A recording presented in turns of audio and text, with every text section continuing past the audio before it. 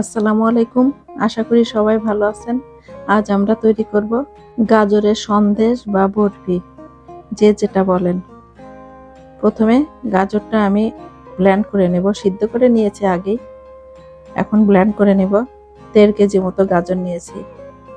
তারপরে দুধ দিয়ে দিব, ঘন করে জাল দিয়ে রাখা দুধটা আমি দিব, আর ডিম দিব এখানে 4টা, দিয়ে ব্লেন্ড করে নিব। গাজরের বরফিটাতে ডিম দিলে বেশি মজা হয় আর দেখতেও সুন্দর হয়। আমি সবসময় এভাবেই বানাই, আর যেটা হালুয়া মতো বানাই সেটাতে আমি ডিম দেই না।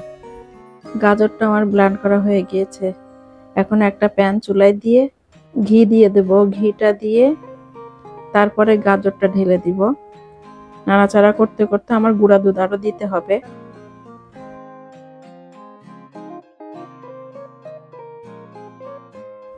আর এই বরফিতে ঘিয়ের পরিমাণটা একটু বেশি লাগে, ঘিটা দিলে বেশি মজা লাগে।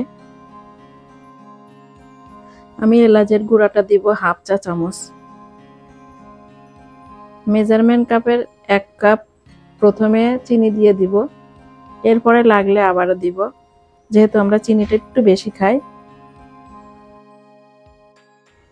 আমি ঘিটা দিয়েছি টেবিল চামচের 4 চামচ, আর পরে আবার একটু দিব ঘি।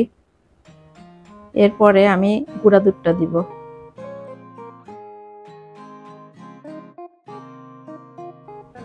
এখন গুঁড়া দুধটা দিয়ে দিব। গুঁড়া দুধও আমি টেবিল চামচের 4-5 চামচ দিব, পরে আবার যদি লাগে আবার একটু দিব। দুধটা বেশি দিলেও ভালো লাগে। মিষ্টি আইটেমে দুধ, চিনি, ঘিয়ের পরিমাণটা ঠিক থাকলে মিষ্টি আইটেম এমনিই মজা হয়। এটা নাড়াচাড়া করতে একটু বেশি সময় লাগে, যেহেতু সন্দেশ, এটা একটু সময় বেশি লাগে। আর গুঁড়া দুধ এখন আবার আমি দিয়ে দেব 4-5 টেবিল চামচ। দুধটা দিয়ে দিব আমি। দুধটা পরিমাণে বেশি দিলে মজা হয় জিনিসটা, ও যেন দুধের পরিমাণটাও পর্যাপ্ত দিতে হয়। এইসব জিনিস কার্পণ্যতা করলে ভালো লাগে না।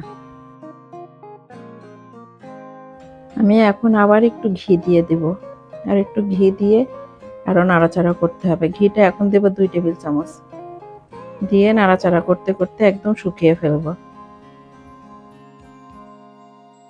দেখেন অনেকটা শুকিয়ে আসছে। এই শুকালে একদম শুকিয়ে ফেলে আমি ট্রেতে ঢেলে দেব। আমার ভিডিওগুলো আপনাদের কাছে ভালো লাগলে অবশ্যই লাইক, শেয়ার, সাবস্ক্রাইব করে আমার পাশে থাকবেন, আর আমার সাথে থেকে আমাকে সাপোর্ট করে যাবেন।